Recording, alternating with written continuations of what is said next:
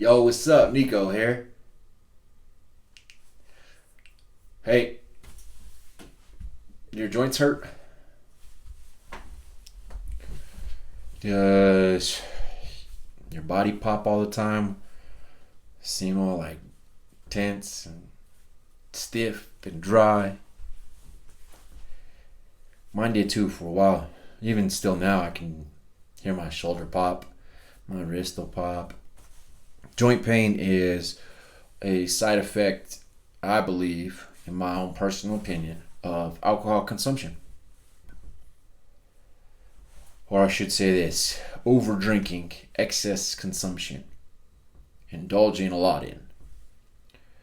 Because that's what I used to do. I used to indulge a lot in alcohol consumption, indulge a lot in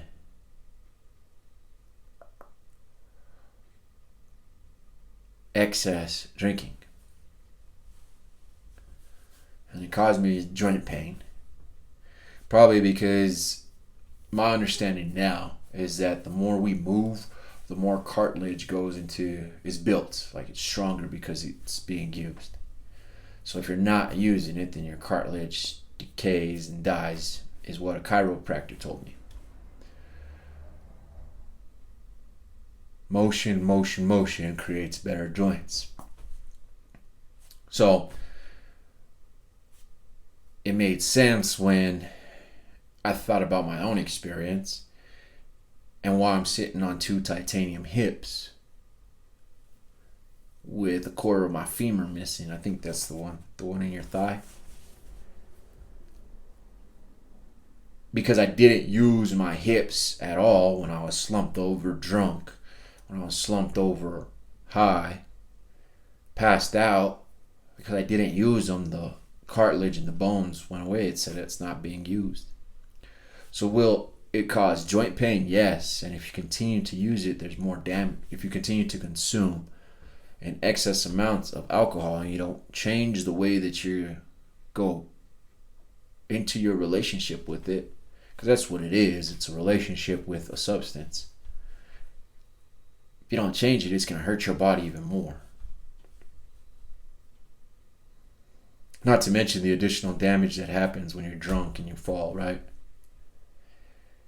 The additional damage that happens in your body when you crash a car.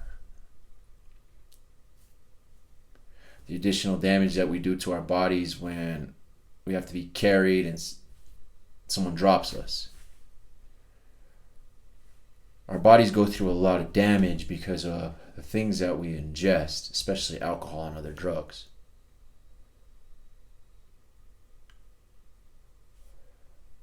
My answer to that question is yes, alcohol can cause joint pain. And unless you change your relationship with it, you'll continue to damage that joint pain. And even when you stop, you still have to rebuild it.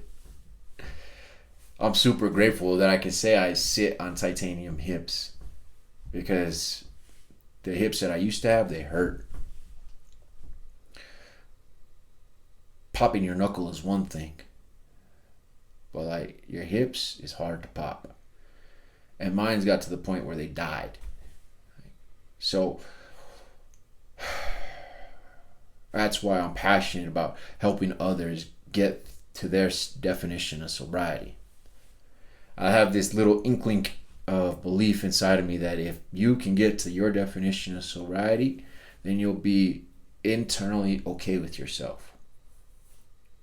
Your mind, your body, and your spirit will all be in line with what you're doing. And in that, you're free. I want everybody to experience this freedom. I want everybody to experience what it's like to have your thoughts aligned with your actions. Be driven by a spirit, whoever you believe in.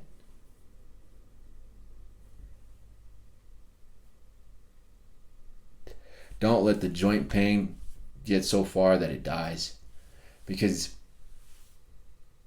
if you do, you have to go to the replacement process, right? Have both my hips replaced. So I'm able to walk and sit and do certain things without pain anymore. one of the first questions that they asked me after they found out where I was at in life, why I was at where I was at, was, are you still consuming alcohol?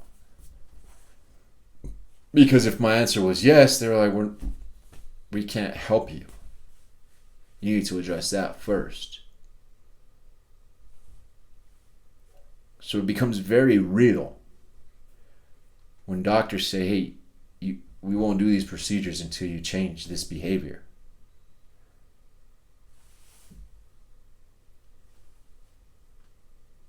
Then they follow up and say, you can't drink, right? Like, you can't consume alcohol.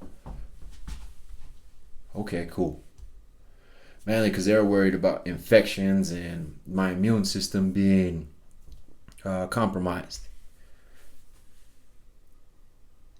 Alcohol doesn't really build your immunity to certain things.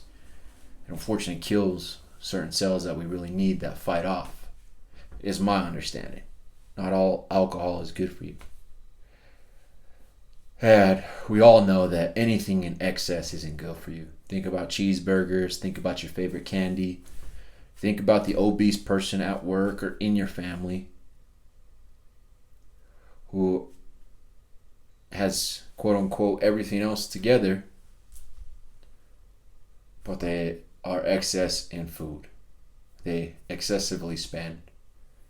They excessively indulge in relationships that they shouldn't be in. These are behaviors that we can all change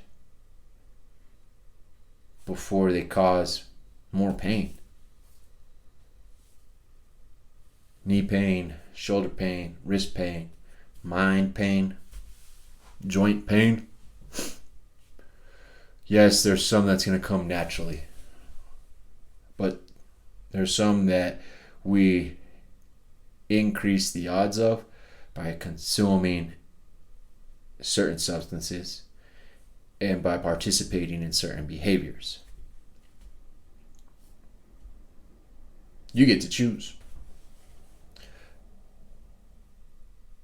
My suggestion is that you understand what you're choosing. And when you feel that joint pain, know that it only gets progressively worse if you don't actively change the behavior that's causing it.